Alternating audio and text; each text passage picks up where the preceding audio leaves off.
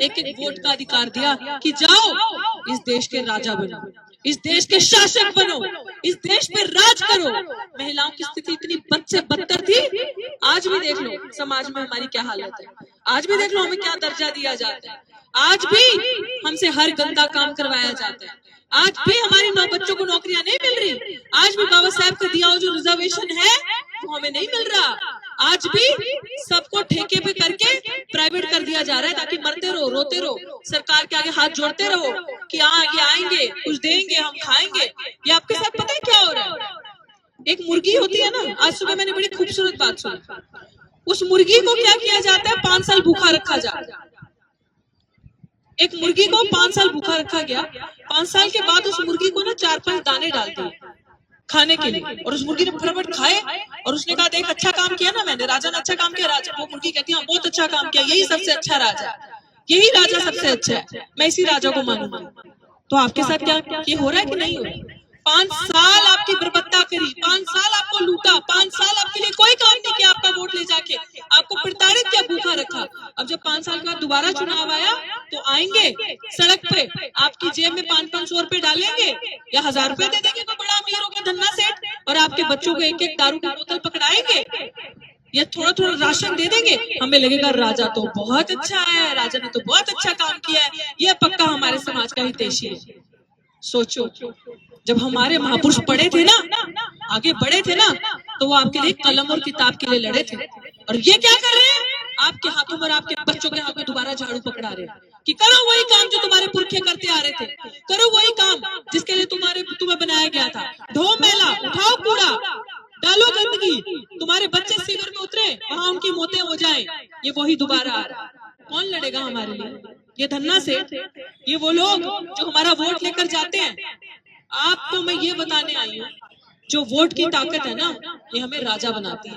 आप सोचो वो इंसान जो कभी हमारी गलियों में नहीं आएगा, जिस मैडम को आपने वोट देके जिताया आपकी गली में आई 10 साल से जिसका शासन था, आई दोबारा? पूछा आपके बच्चे का हाल, पूछा इन सरकारों ने? कभी ऐसी कि गाड़ियों में घूमते कांच नीचे करके देखा भी कि आपके मोहल्लों में क्या हालत है? अगर यहाँ से निकलती होगी ना तो नाक के आगे कपड़ा देके जाती होगी, इतनी बदबू आती होगी। पूछा कभी हाल? उससे पहले 10 साल से पहले जो 20 साल सरकार ने राज किया कांग्रेस पार्टी ने, वो कभी आई पूछने? उसने कभी कहा कि संविधान के अंदर आपके बच्चों के लिए फ्री स्कॉलरशिप है, कि आपके बच्चों को पैसा मिलेगा, सरकार पैसा देगी, ये पढ़ सकते हैं, ये भी बाबू बन सकते हैं, ये भी कलेक्टर, डीसी, आईएएस ऑफिसर बन सकते हैं, उस पैसे से जो डॉक्टर अंबेडकर ने आपके लिए रखा है, संविधान के अंदर लिखा है, दिया उन्होंने? नहीं दिया, नहीं दिया ना। कभी कांग्रेस ने दिया? भाजपा ने दिया? नहीं दिया ना। तो हर कदम पे आपको ठगा गया है, हर कदम पे आपके चोरी हुई। आज मैं दिल्ली विश्वविद्यालय में पढ़ा रही थी, लेकिन मैं अपने समाज के हक अधिकार के लिए बोलती थी, तो मुझे चालाकी करके उस कॉलेज से बाहर निकाला गया, पर मैं रुकी नहीं, मैं लड़ी। मैं ऐसे लड़ी कि जिस अपराधी ने मेरे साथ ये किया वो बीजेपी की थी, आरएसएस की, और कांग्रेस के टाइम पे लगी थी। मैंने उसको अब ठान लिया जेल की सलाखों के पीछे पहुंचाना, उस पर एफआईआर करा दी, चार्जशीट करा दी, कुछ दिन के अंदर जेल जाने वाली है। देखो आपकी बच्ची के अंदर कितना दम है ना, क्या नहीं कर सकते हम। अब मैं आपको जो बुनियादी बात समझाने आई हूँ, ये समझना, अपना वोट नहीं बेचना। आपके वोट से आपके बच्चों को जहर पिलाया जा रहा है हर रोज। वो कैसे? अगर आप बाबा साहेब से प्यार करते हो, अगर आप अपने बच्चों से प्यार करते हो, तो अपना वोट उनको मत जो हर दिन आपका बच्चों को धीरे धीरे धीरे जहर पिला रहे हैं। समझ रहे हो कैसे? ऐसे पिला रहे हैं कि सब जगह पूंजीवादियों को ला दिया है, पूंजीवादी धन्ना सेठ जिनके पास बहुत पैसा है। आपके बच्चों के लिए स्कूल नहीं है, कॉलेज नहीं है, जो पढ़ाई हमने करी ना साल की 4000 फीस देके या 2000, आपके बच्चों को 6 महीने की 3-3, 4-4 लाख देनी पड़ेगी जब तक आपके बच्चे मेरे बराबर होंगे। सब बिक चुका है, संविधान खत्म करने की हर नीति आ चुकी है। अगर ये 2024 में दोबारा आते हैं तो आपका संविधान नहीं बन सकता जो आपको इंसान होने का दर्जा देता है। इनको पता है कि अगर इनके बच्चे पढ़ गए तो ये भीमराव अम्बेडकर बनेंगे, बहन कुमारी मायावती जी बनेंगे, कांशीराम जी बनेंगे और डॉक्टर तू बनेंगे। तब ये सवाल करेंगे, तब इनके अंदर बुद्धि आएगी, ये पूछेंगे कि आज भी मेरा बाप देश के 70 साल आजाद होने के बाद भी क्यों सुबह में दिहाड़ी लगाने जाता है, क्यों नंगे बदन आज भी सीवर में उतरता है। 70 साल के बाद भी आज भी हमारी स्थिति ऐसी है कि पक्के मकान हम पे नहीं है, अगर मकान है तो उनका मालिकाना अधिकार हमारे पास नहीं है। आज भी मोहल्लों में अच्छे हॉस्पिटल, डिस्पेंसरी, स्कूल, कॉलेज नहीं है। हमारी लड़ाई धर्म की है कि शिक्षा की है, मान सम्मान की? बताओ, धर्म की लड़ाई है हमारी? धर्म की लड़ाई है हमारी? नहीं, हमारी लड़ाई मान सम्मान की है। किसकी है कि नहीं मान सम्मान की? हमारी लड़ाई किस चीज की है कि यार हम भी तो इंसान हैं, हमारे साथ ऐसा करोगे आके हमारा, वो क्यों आपके आगे हाथ जोड़ते हैं? जो 5 साल आपकी शक्ल नहीं देखते, वो चुनाव के टाइम आके आपके आगे हाथ क्यों जोड़ते हैं? क्योंकि उनको पता है कि इनको मूर्ख बनाओ। ये दिल के साफ और भोले लोग हैं। ये आपको क्या आसान लगता है? सारे इस समय इधर उधर मत देखो। हाँ चलो, हमारे माननीय ब्रिजपाल जी आगे जोरदार तालियों से स्वागत कीजिए। बहुत ही मेहनती बीएसपी के एक ऐसे, वो तो अपने आप को कार्यकर्ता और सेवादार कहते हैं, बट इतने मेहनती इंसान कि आज मैं बता रही हूँ कि जितने भी लोग यहाँ पे भूरिया जी खड़े हैं, दमन कुमार जी, किस गोरखपुर से, thank you sir, thank you so much.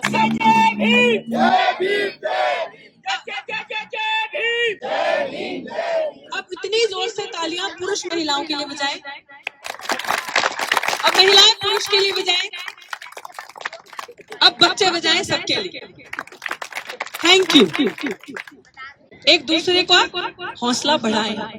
और अब मैं इस पे आती हूँ कि हमें समझने की जरूरत है, बड़ी जरूरत है। और ये बात आपको कोई नहीं बताएगा, वो बड़ी बड़ी बातें करेंगे जी मैं आपके बीच में, मैं बताती हूँ वो क्या करेंगे। आपके बीच में आए हैं, हम विकास करने आए हैं, आपके गली मोहल्लों में हम मकान बनाएंगे, पक्के मालिकाना अधिकार दिलाएंगे और आपके बच्चों की अच्छी शिक्षा के लिए हम लड़ाई लड़ेंगे। और फिर हम 5 साल आपको कभी नजर नहीं आएंगे। यही करते हैं ना? दिखे कभी 5 साल? नहीं दिखे, क्योंकि जिन्होंने जो सहा नहीं वो आपको क्या देंगे। उनकी गली कूचों में जब हमारे बच्चे अगर कभी निकले ना उनके कोठियों के बाहर से, तो उनके गाड़ी डंडा मार के बजा देते, ओए चोर क्या कर रहा है, चल निकल यहाँ से। उनके कुत्ते हम पे भौंकते हैं, भौंकते कि नहीं भौंकते? जिन कोठियों को, जिन गलियों को, जिन सेक्टर्स को आप जाके साफ करते हो, हमें उसी सेक्टर्स, उसी कोठी, उसी कॉलोनियों में चलने का अधिकार नहीं है। ये हाल है हमारा, जहाँ पे वो हमारा वोट लेकर बैठते हैं, जहाँ पे जो ताकत हमारे अंदर है। तो मेरे साथियों, मैं आपके आगे, आपकी बच्ची, आपको ये बताने के लिए आई हूँ कि हमारा दर्द, अगर आपके घर में कोई चीज होती है, तकलीफ होती है ना, तो सबसे पहले अपना दौड़ के आता है, दूसरा नहीं आएगा। तो अगर आप अपना नेतृत्व, अपने लोगों को नहीं चुनोगे तो आपके लिए कोई नहीं लड़ेगा। ना वो लोग संविधान को मानते हैं, जो दोनों पार्टी, जिसने 20 साल राज किया, कांग्रेस या अभी 10 साल की अगर मैं भाजपा कहूँ, वो हर काम ऐसा कर रहे हैं जो संविधान के खिलाफ हो। वो हर काम ऐसा कर रहे हैं जो सरकार ने बजट आप लोगों के लिए बनाया, आपके बच्चों के लिए बनाया, कि जिसकी जितनी संख्या बारी उसकी उतनी हिस्सेदारी आपको नहीं मिली, आपको ठगा जा रहा है। ये लड़ाई आपका अपना लड़ेगा। ये लड़ाई वही लड़ सकता है जो आपके बीच का वो तकलीफ देख के, किसान मजदूर का बच्चा, जो आपके अंदर का बच्चा, जिसके माँ बाप ने वो दुख तकलीफ देख के अपने बच्चों को लोन लेके, मजदूरी करके बढ़ा के ऊपर बनाया हो, ये लड़ाई वही लड़ सकता है। तो मैं आपको यही कहने आई हूँ यहाँ पे कि आपकी जो भी तकलीफें हैं, मैंने सब सुनी, मैं सब स्टडी कर रही हूँ, इतने दिन से पढ़ रही हूँ कि कहाँ कहाँ हम ठगे जा रहे हैं। मैं चाहती हूँ आपके बीच में, कल भी जिस मोहल्ले में मैं गई थी, जिस कॉलोनी में, मैंने वहां भाषण नहीं दिया, ना ही मुझे नेता बनना भाषण देने के लिए। मैं चाहती हूँ कि आप सब जितने भी बैठे हैं, आपके दिल के अंदर कोई बात है, कोई सवाल है जिसपे हमें काम करना चाहिए, जिसपे जो इन्होंने चोरी की, हमसे ठगी की है, आप मुझे बताओ, ताकि जब मेरा सामना उनके साथ होता है, जब टीवी अखबार मुझसे पूछते हैं, तो मैं जवाब दे सकूं कि मेरे लोगों की ये पीड़ा है, मेरे लोग ये कह रहे हैं, मेरे लोग बता रहे हैं कि हम ऐसे ठगे गए, मेरे लोग बता रहे हैं कि हमें 5 किलो राशन के आगे मोहताज किया जा रहा है, 5 साल भूखा रख के अभी हमें राशन देना चाह रहे हैं। और ये जो 5 साल 5 किलो राशन देने की बात करते हैं ना, याद रखना वो भी आप देते हो, आपके टैक्स का पैसा है। आपके घर में कौन कौन बच्चा पढ़ रहा है, कौन कौन पेंसिल और किताब खरीदता है, हाथ उठाओ। पेंसिल किताब कौन खरीदता है बच्चों के लिए? चिप्स का पैकेट कौन खरीदता है बच्चों के लिए? तो आपको पता है, आप उस पेंसिल पे भी टैक्स देते हो, उस चिप्स के पैकेट पे भी टैक्स देते हो, उस किताब पे भी टैक्स देते हो सरकार को। आप अगर 10 रुपए की किताब लेते हो ना, तो उसका जितना बनता है सरकार उस पर अपना टैक्स काटती है, तब जाके आपको मिलता है।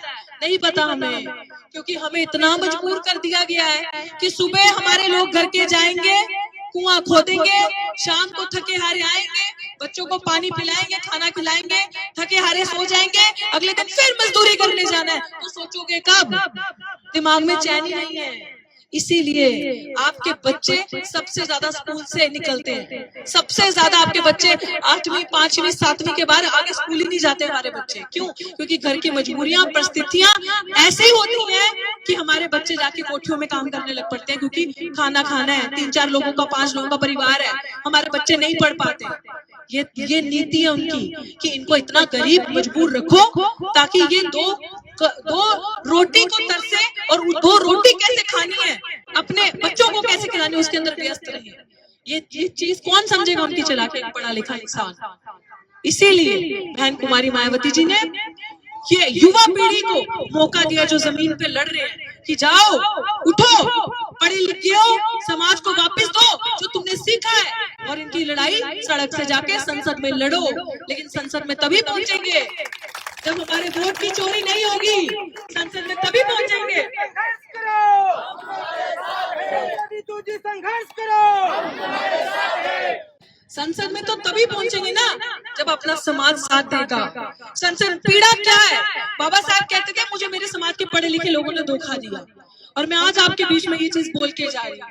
शायद हम आप इतने ज्यादा पढ़े लिखे ना, लेकिन हम लोग जो मेहनत कश लोग होते हैं ना, वो बहुत समझदार होते हैं।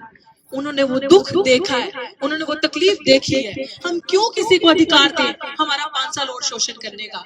हम क्यों किसी को वोट देकर संसद में बिठाकर राजा बना दें और आपके बच्चे फिर धक्के खाते रहे? ये फैसला आपको करना है। ये सोच और ये समझ आपको रखनी है कि क्या हमने उन चोरों को अपना कीमती वोट देना है। आपको वो हो सकता है इतना बड़ा बड़ा लालच दे आपका एक वोट लेने के लिए, क्योंकि उसको पता है कि 5 साल तक मैं राज करूंगा, मैंने कौन सा दोबारा इनकी गली में आना है वापस। 5 साल तक तो मैं और धन्ना सेठ बन जाऊंगा, बाहर में जाइए लोग, लेकिन वहां दहाड़ेगा, चिल्लाएगा वो जो आपके बीच का होगा। ये फैसला आपका है। और अभी मैं अपनी बात को बंद करने के समय ये चाहूंगी कि महिलाएं भी, यूथ भी, बच्चे जो जवान यहाँ खड़े हैं और जो मेरे बुजुर्ग पीछे बैठे हैं, प्लीज जो भी आपके दिल में है ये बात मुझ तक पहुंचाओ, ताकि मैं ये बात आगे पहुंचाऊं, ताकि मैं जहां जाऊं अपने समाज की पीड़ा दिखा पाऊं, ताकि आपकी पीड़ा इस कैमरा में रिकॉर्ड हो। हमारे चैनल लाइक, शेयर, सब्सक्राइब देखना मत भूलिएगा। जय भीम, जय भारत, जय संविधान, नमो बुद्धाय। धन्यवाद। चैनल आर्थिक समस्या से गुजर रहा है। अगर आप बहुजन समाज में बाबा साहेब अम्बेडकर और तथागत बुद्ध की विचारधारा को अधिक से अधिक लोगों तक पहुंचाना चाहते हैं तो हमें आर्थिक सहयोग प्रदान करें, ताकि हम अपने चैनल के माध्यम से देश विदेश में समता, बंधुता, एकता और संवैधानिक अधिकारों को ज्यादा से ज्यादा लोगों तक पहुंचा सकें। आप अपनी सहायता राशि नीचे लिखे खाते में जमा करा सकते हैं। खाता धारक गौतम रत्ना, खाता संख्या 3169576865 IFSC कोड SBIN 0060336, बैंक भारतीय स्टेट बैंक। आप हमारे बैंक खाते का विवरण स्क्रीन पर भी देख सकते हैं। जय भीम, जय भीम। मैं गौतम रत्ना आपका बहुजन फिल्म प्रोडक्शन में स्वागत करता हूं, और आप हमारे प्रोडक्शन हाउस के अंदर अपना कैरियर बना सकते हैं as a film director, as a producer and actor and actress and editor and cinematographer also. अगर आपको फिल्म से रिलेटेड कुछ भी प्रोजेक्ट आपको बनवाना है तो हमारे पास में पूरा सेटअप है, जिसमें फिल्म कैमरा है, शूटिंग लाइट्स है और एडिटिंग है। सारा A to Z एक ही जगह पर आपको हमारे यहाँ पर मिल जाएगा। तो दोस्तों आप हमें कांटेक्ट कर सकते हैं हमारे नंबर्स पर 9810085714 और 8510005714। हमारे वेबसाइट पे विजिट कर सकते हैं www.filmserviceindia.com, और हमें मेल भी कर सकते हैं gautamfilmsproduction@gmail.com पर। धन्यवाद।